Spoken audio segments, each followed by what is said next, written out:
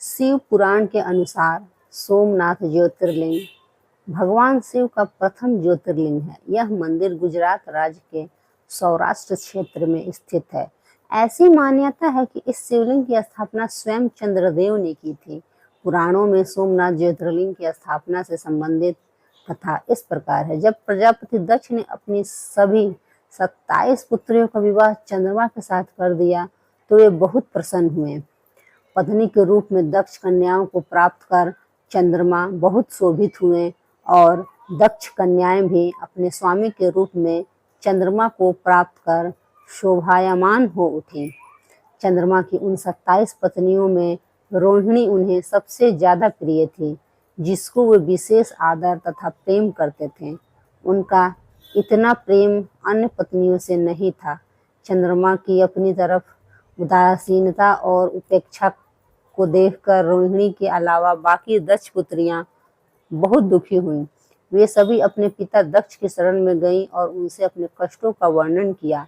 अपनी पुत्रियों की व्यथा और चंद्रमा के दुर्व्यवहार को सुनकर दक्ष भी बड़े दुखी हुए। उन्होंने चंद्रमा से भेंट की और शांतिपूर्वक कहा, कलानिधे, तुमने निर्मल व पवित्र कुल में जन्म लिया है, फिर भी तुम अपनी पत्नियों के साथ भेदभावपूर्ण व्यवहार करते हो। तुम्हारे आश्रय में रहने वाली जितनी भी स्त्रियां हैं, उनके प्रति तुम्हारे मन में प्रेम कम और अधिक ऐसा सौतेला व्यवहार क्यों है? तुम किसी को अधिक प्यार करते हो, किसी को कम प्यार देते हो, ऐसा क्यों करते हो? अब तक जो व्यवहार किया है वह ठीक नहीं है, फिर अब आगे ऐसा दुर्व्यवहार तुम्हें नहीं करना चाहिए। जो व्यक्ति आत्मीय जनों के साथ विषमतापूर्ण व्यवहार करता है, उसे नरक में जाना पड़ता है। इस प्रकार प्रजापति दक्ष ने अपने दामाद चंद्रमा को प्रेम पूर्वक समझाया और ऐसा सोच लिया कि चंद्रमा में सुधार हो जाएगा। उसके बाद प्रजापति दक्ष वापस चले गए। इतना समझाने पर भी चंद्रमा ने अपने ससुर प्रजापति दक्ष की बात नहीं मानी।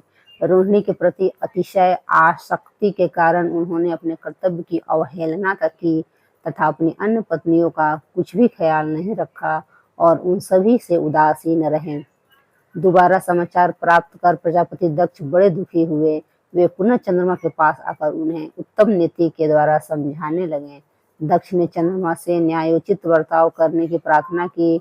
बार बार आग्रह करने पर भी चंद्रमा ने अवहेलना पूर्वक जब दक्ष की बात नहीं मानी तब उन्होंने शाप दे दिया।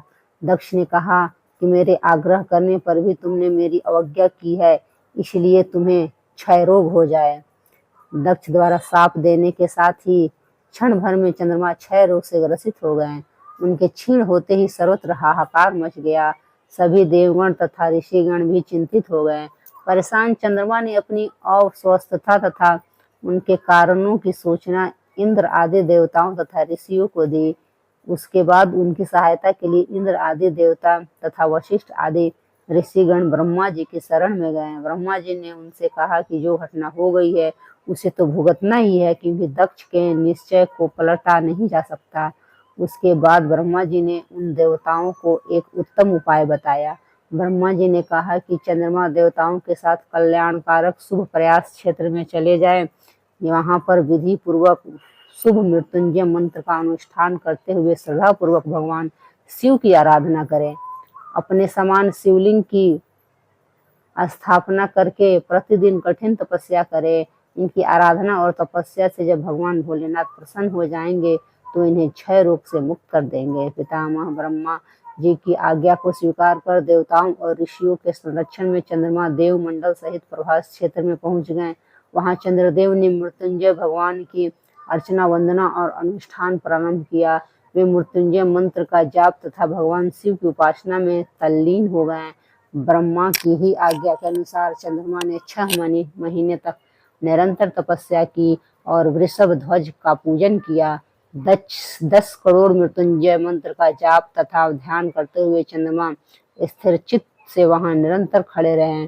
उनकी उत्कट तपस्या से भक्तवत्सल भगवान शंकर प्रसन्न हो गए। उन्होंने चंद्रमा से कहा, चंद्रदेव तुम्हारा कल्याण हो। तुम किसके लिए कठोर तप कर रहे हो, उस अपनी अभिलाषा को बताओ। मैं तुम्हारी इच्छा के अनुसार तुम्हें उत्तम वर प्रदान करूंगा। चंद्रमा ने प्रार्थना करते हुए विनय पूर्वक कहा, देवेश्वर, आप मेरे सब अपराधों को क्षमा करें और मेरे शरीर के इस क्षय रोग को दूर कर दें। भगवान शिव ने कहा, चंद्रदेव, तुम्हारी कला प्रतिदिन एक पक्ष में क्षीण हुआ करेगी, जबकि दूसरे पक्ष में प्रतिदिन वह निरंतर बढ़ती रहेगी। इस प्रकार तुम स्वस्थ और लोक सम्मान के योग्य हो जाओगे। भगवान शिव का कृपा प्रसाद प्राप्त कर चंद्रदेव बहुत प्रसन्न हुए। उन्होंने भक्ति भाव पूर्वक शंकर की स्तुति की। ऐसी स्थिति में निराकार शिव उनकी दृढ़ भक्ति को देखकर साकार लिंग रूप में प्रकट हुए और संसार में सोमनाथ ज्योतिर्लिंग के नाम से प्रसिद्ध हुए। ओम नमः शिवाय। धन्यवाद।